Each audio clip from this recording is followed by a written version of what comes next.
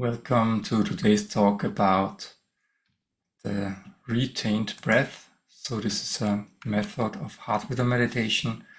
There are actually two types of retained breath. One is a very basic practice, and the other one is the so-called square breath. And I will just today describe to you what is the difference and why such a meditation practice is very good for you. Basically, it's about conserving energy and developing peace. So this talk today is part of a four-week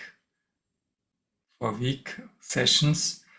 Like I talked about a different kind of practice for each week. First, I talked about conscious breath, then about rhythmic breath, about full breath, and finally, we introduce a pause at the top of the inhalation, and we call this retained breath.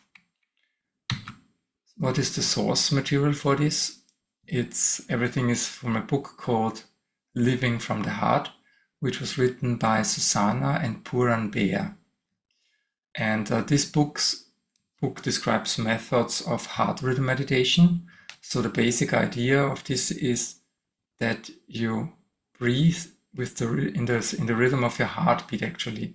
So you breathe and you synchronize your breath with the heartbeat. This is the basic idea of heart rhythm meditation, and you can find more information on heart rhythm meditation on www.iamheart.org, where you can find the Institute for Applied Meditation on the Heart, and you can find different kind of courses about heart rhythm meditation and other contents there.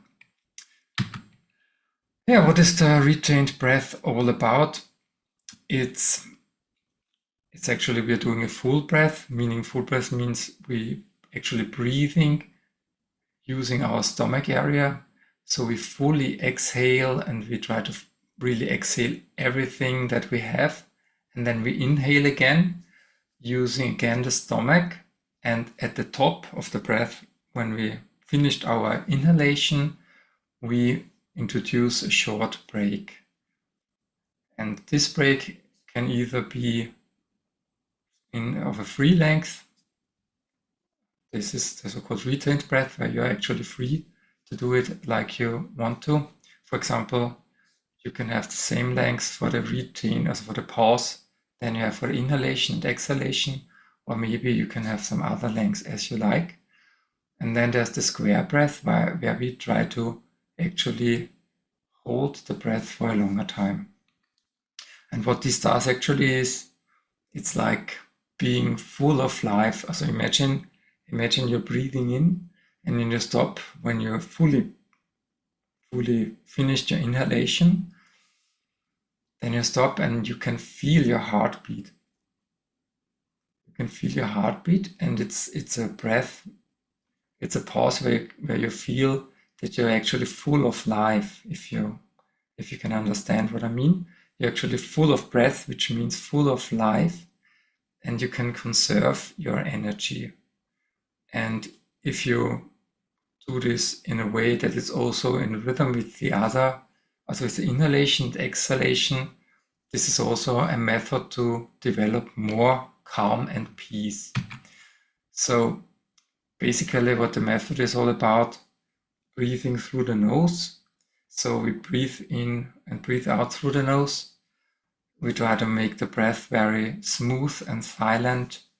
We start with full exhalation, so we empty our stomach, also the lungs and the stomach area completely, as we try to squeeze really everything out of our lungs and stomach area. And then immediately after you finish this exhalation, you start to breathe in until you reach the top, and then you have this pause where you hold the breath. So you're actually full of breath, you hold this, and after some time you start with the exhalation again, and again you try to be very smooth with this exhalation. So it should be, best case, very silent, smooth and steady breathing, not too fast.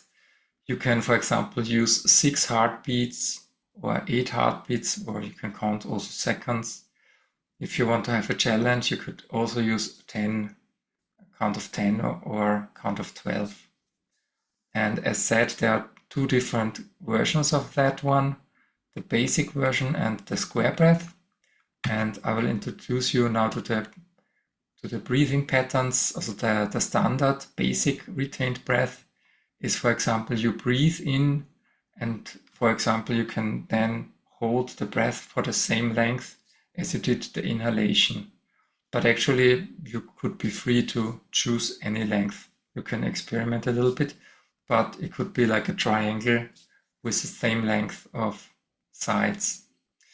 And you do this for some time, and you can feel your heartbeat very well in the pause. So when you're full, or let's say when you're breathing normally, or when you're not used to it, your heartbeat may be difficult to locate. But in case you're full of air, it's easier to feel the heartbeat in your chest. It makes it easier to locate this. Also, you may have an easier time to locate your pulse somewhere in the body. For example, it could show up on some specific place. You could also ask yourself, why does my heartbeat or the pulse actually show up, for example, in my left leg or in my back or in my shoulder or wherever else it may show up. So this is one version, and as said, it's good to conserve your energy. And then there is the most advanced breathing pattern that we have, the so-called square breath. And here actually you start again with the out breath. So you empty your lungs and your stomach area. Then you breathe in again with a full inhalation, and then you hold the breath twice as long as you're breathing. For example, if you have an in-breath of 6 heartbeats, then the pause may be 12 heartbeats, 2 times 6. Or if you have 8, it would be 2 times 8, which would be 16. And after this, you breathe out again. There's actually one trick you can do. I imagine when I do this that I start from my heart.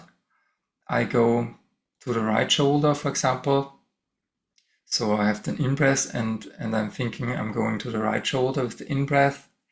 Then I make the first pause, it goes up until it reaches the top. Again, there's a pause going down to the shoulder counting.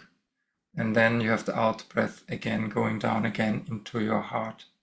So this is one way to help you with the count of this kind of breath.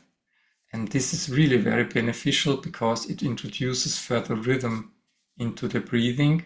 And it's really the best method to develop emotional capacity.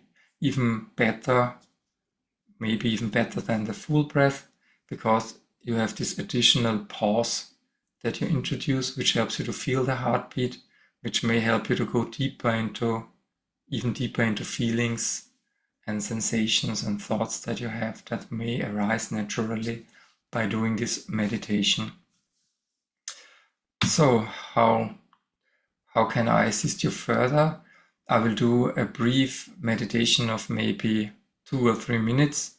3 minutes is actually quite challenging because one breath gets very long with this kind of method. So maybe it could be that it would be a little bit longer in this case, the meditation that I will do. And then, so as said, this 2 or 3 minute meditation is actually good to start forming a habit. It's actually great to form a habit because in the beginning, everything new is very difficult, or it's somewhat difficult. It depends on your discipline. We're all very disciplined people. It's a challenge at the beginning to start a new habit. So at the beginning, it may be good to start with just a low number of minutes. So that's why I'll do this short meditation, because according to Atomic Habits, for example, it's great to start off with a very short meditation. And afterwards, I will also upload in parallel a longer version, maybe 10 minutes or 12 minutes or something, where I go a little bit deeper into this kind of meditation. And finally, if you're practicing on your own, actually the best time to do such a meditation would be around 20 minutes. That's what is recommended. And the reason for this longer time that is used is actually that after 20 minutes, your body, if you sit very still, your body shuts a little bit down, and you can go actually even deeper in your emotions. You can go deeper into the relaxation, into the calm and peace that is created by doing such a meditation, especially the square breath. So let's practice. Thank you.